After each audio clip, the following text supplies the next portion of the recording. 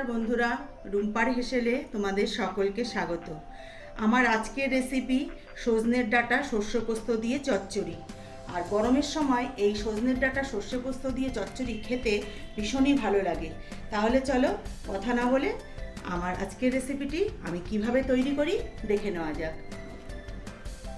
তাহলে আমি কড়াই বসিয়ে কড়াই গরম করে তেল দিয়ে দিয়েছি। তেলও গরম হয়ে গেছে। আমি সবার প্রথমে বড়িগুলো ভেজে নেব। আর এই বড়ি কিন্তু বাজারের থেকে কেনা না, এটা আমার ঘরে তৈরি করা বড়ি। প্রথমে এই বড়িগুলো ভেজে তুলে নেব। বড়ি আমি ভেজে তুলে নিয়েছি। এবার আমি বেগুনটা ভেজে তুলে নেব। এই যে বেগুন আমি এইভাবে কেটে নিয়েছি, সে বেগুনটা ভেজে তুলে নেব। এর মধ্যে আমি দেবো একটু হলুদ গুঁড়ো, আর একটু দেবো লবণ। এবারে বেগুনটা লাল লাল করে একটু ভেজে তুলে নেব। এই যে দেখো বেগুনও আমি লাল লাল করে ভেজে তুলে নিয়েছি। এবার আমি এর মধ্যে দিয়ে দেবো ফোড়ন। ফোড়নে দেবো 4টে কাঁচা লঙ্কা আর একটু কালো জিরে। এটা থেকে কালো জিরে আর কাঁচা লঙ্কার যে ভাজার একটা গন্ধ বেরিয়ে গেছে। এবার আমি এর মধ্যে দিয়ে দেবো কেটে রাখা আলু, আর এখানে একটা লাল আলু মানে মিষ্টি আলু কেটে নিয়েছিলাম।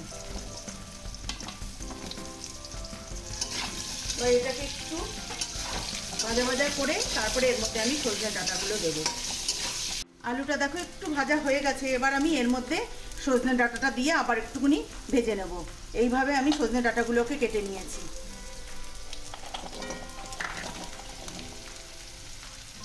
এবার আমি আলু আর সজনের ডাঁটা একসাথে করে কিছুক্ষণ ভেজে নেব। দেখো সজনের ডাঁটা আর আলু আমার ভাজা হয়ে গেছে। এবার আমি এর মধ্যে দিয়ে দেবো পরিমাণ মতো লবণ। লবণটা দেখে দিতে হবে, কেননা আমি সর্ষে পোস্তর মধ্যে লবণ দিয়ে বেটেছি। এবার দিয়ে দেবো হলুদ গুঁড়ো।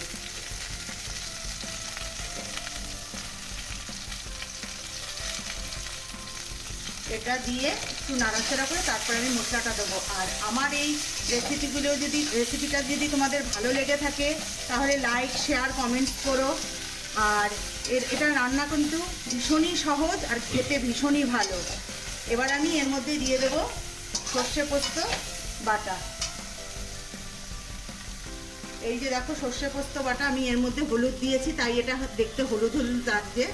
আমি যখনই সর্ষে পোস্ত বাটি তখনই আমি হলুদ দিয়ে বাটি।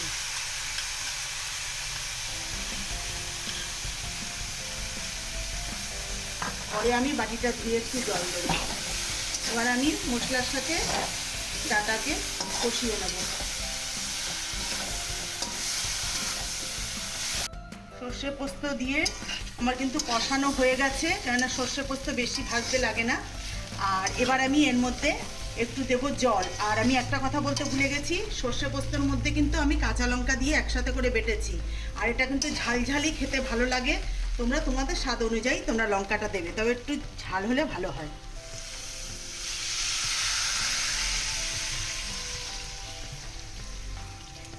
ডাঁটা আর আলুটা সিদ্ধ হওয়ার মতো আমি জল দিলাম। এবার আমি এটাকে ঢাকনা দিয়ে ঢেকে কিছুক্ষণ হতে দেবো। সিদ্ধ হয়ে গেলে তারপরে বেগুন আর বড়ি দেবো। একটু জল লাগবে, তবে এর মধ্যে আমি বেগুন আর বড়িটা দিয়েই দেবো। দিয়ে তারপর ঢাকনা দিয়ে ঢেকে রান্নাটা করবো।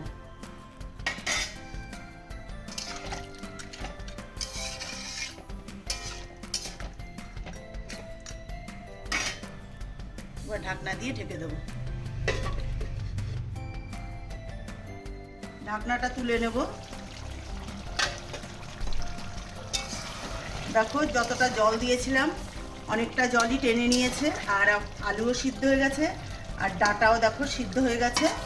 এবার আমি এর মধ্যে দিয়ে দেবো একটু মিষ্টি। যেহেতু এটা সম্পূর্ণ নিরামিষ একটা তরকারি, তাই আমি এর মধ্যে দেবো একটু চিনি। আর চিনিটা দিলে খেতেও ভালো লাগে। এবার আমি গ্যাসটা বন্ধ করে দেবো, কারণ আমার রান্নাটা হয়ে গেছে। এরপর তোমাদের আমি নামিয়ে নিয়ে আবার দেখাচ্ছি। দেখো সর্ষে পোস্ত দিয়ে সজনে ডাঁটা চচ্চড়ি আমার হয়ে গেছে, আমি নামিয়ে নিয়েছি। তা তোমাদের কাছে অনুরোধ রইল, একবার তোমরা অবশ্যই বাড়িতে তৈরি করে খেয়ে দেখবে তোমাদের কেমন লাগে, আর আমাকে কমেন্টস করে জানাবে তোমাদের এই রেসিপিটি কেমন ভালো লাগলো। আর আমার চ্যানেলটিকে যারা সাবস্ক্রাইব করেছো তাদেরকে অসংখ্য ধন্যবাদ, আর যারা এখনও করনি প্লিজ তারা আমার চ্যানেলটিকে সাবস্ক্রাইব করে আমার পাশে থেকো। আমরা প্রত্যেকের পাশে থাকলে তবেই আমরা চ্যানেলটিকে এগিয়ে নিয়ে যেতে পারবো। আর ভিডিওগুলো প্রথম থেকে শেষ পর্যন্ত দেখবে, দেখার পরে একটা লাইক কিন্তু অবশ্যই করো, তোমরা ভুলে যাও, তা প্রথমেই লাইকটা করে নিও।